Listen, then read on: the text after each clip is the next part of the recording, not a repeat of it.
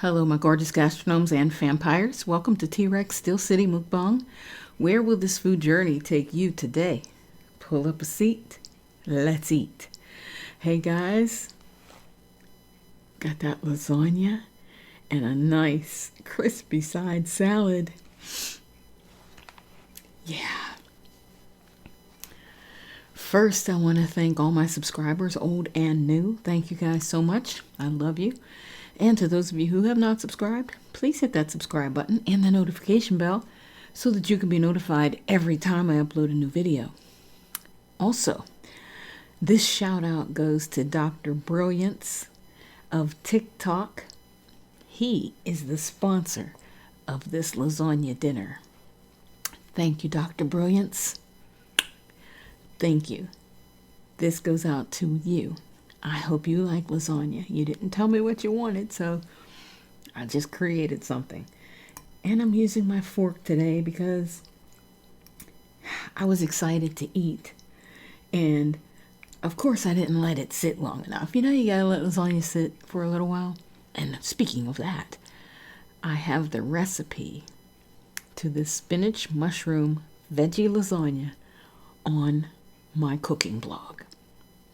Yeah, you'll find it there. But yeah, I didn't let it sit long enough because it just came out of the oven and I'm starving and it looks and smells so good. I couldn't wait. It's hot. Mm. Mm. Mm.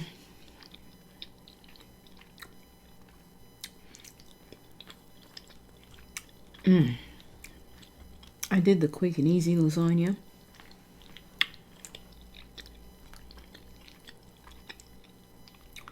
I don't usually use jar sauce, but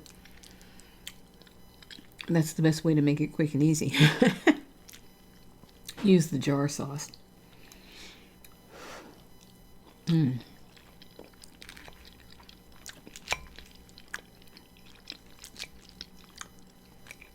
Mm, mm, mm.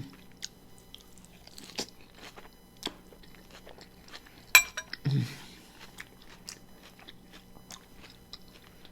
Gosh.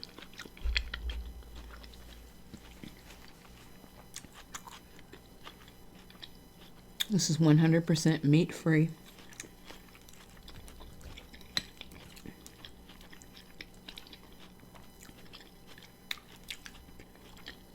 And so good. Mm.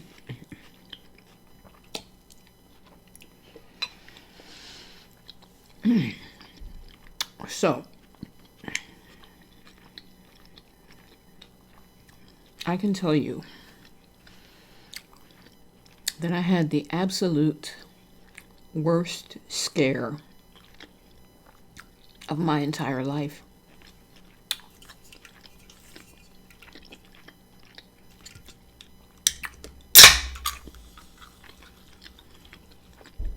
Got the lime bubbly. The absolute worst scare of my entire life.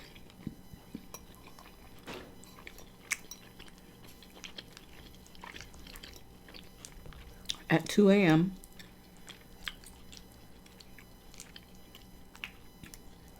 my son's ex-girlfriend texted me, frantic,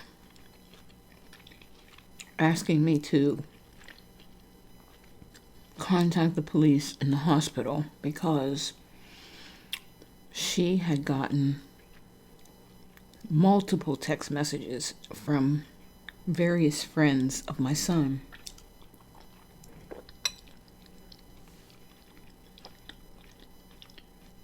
that he had overdosed and died. I can't even tell you. I can't even tell you. You know, at 2 o'clock in the morning and you're sleeping and that message comes through like that. Just picture it. Picture it. I immediately jumped on the phone, calling the police station. My son and I don't live in the same city. We both live in PA, but not the same city. He lives in the city where I grew up. And so I'm calling there. They told me they would have an officer call me back.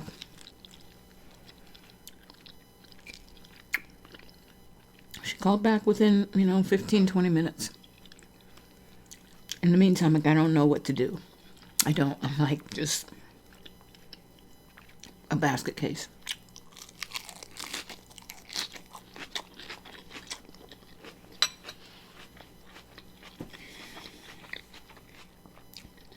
When the officer called back, she said, "I have good news for you.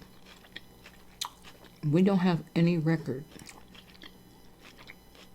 of an overdose death. None." And she said, if there was one, we would definitely have it because we're called out to the scene. Starting to feel a little better. I called the hospital, asked us, if anyone had been admitted or treated in the emergency room for an overdose. They said no record. No one by my son's name was treated for an overdose or admitted.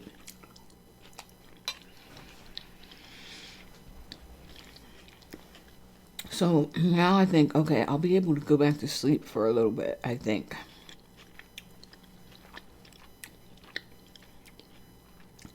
It must just be rumors. So I did fall asleep for like another hour.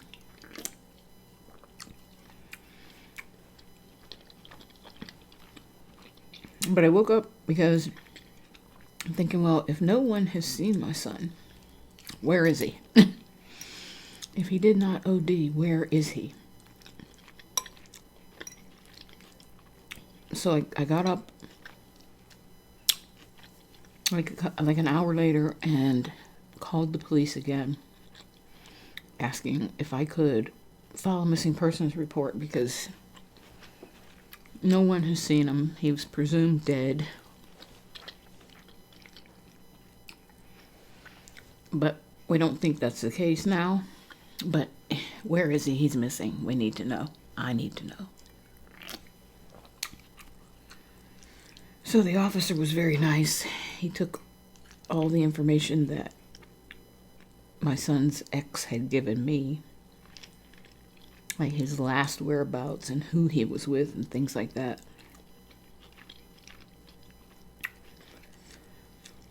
And he did a little investigation, and he said that the place where my son was supposed to have been last seen, the woman that lived there told the officer, that she had seen my son yesterday. I'm like, okay, so he was seen and he was alive.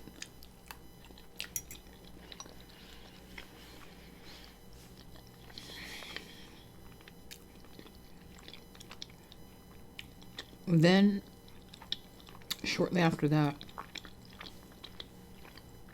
the same girl posted on my son's Facebook page. She tagged him, I guess so that we would all see it. And she said that, she called my son's name, she tagged him. She said he is alive and well and breathing.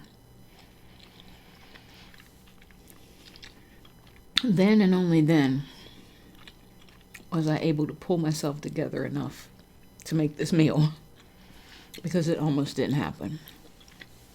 This meal almost did not happen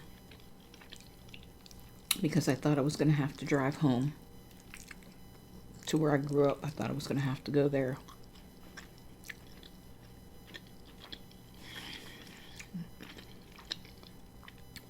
My son gets in a lot of trouble, and that's just a fact. And the police officer told me that he really thinks that my son is laying low because he has a couple warrants. I said, well, that makes sense.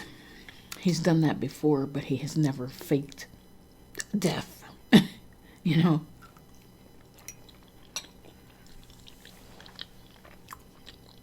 But when you're into drugs, anything's possible. So,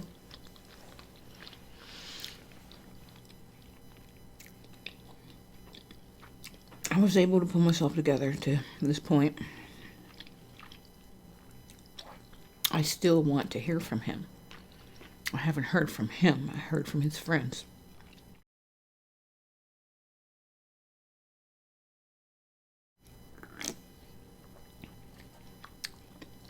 He doesn't have a phone right now because the last known number that I had for him, I called it, and he uses throwaway phones, burner phones. And it was not in existence anymore.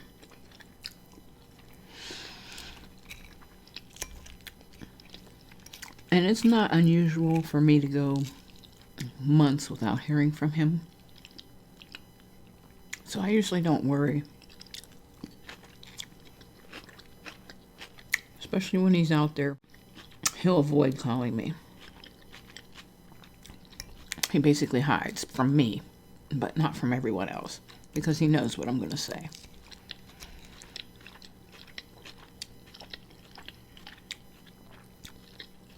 Preach to him, get your life together, go to rehab, do this, do that. He doesn't want to hear it anymore.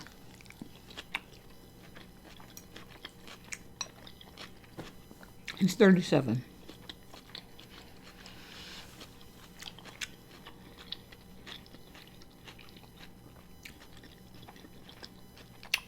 And I just hope to hear from him.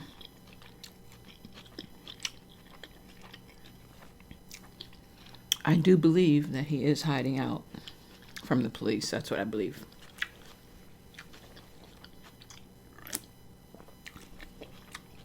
So,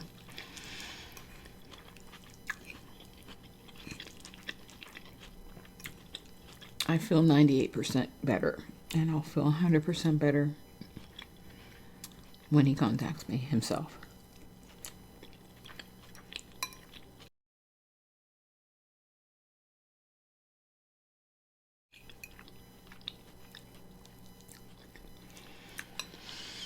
But that's how my day has gone. If I look like a frazzled mess, that's because I am. It was worse.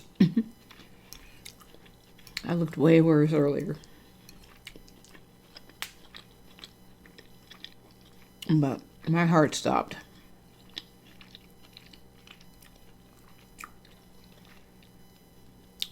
I really had, I didn't even know what I was doing. I was just walking around numb.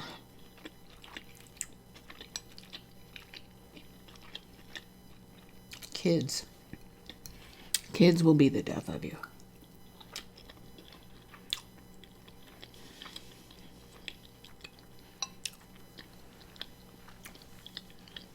Oh gosh. I'm gonna take a few more bites of this.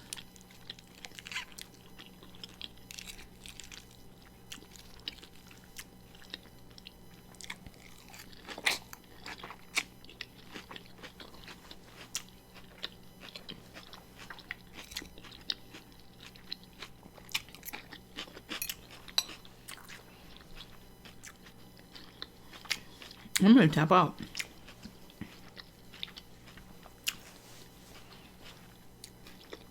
I still don't have a whole bunch of an appetite. That part hasn't come back yet, but I did pretty good. Peace out, my gastronomes and vampires. I will see you soon.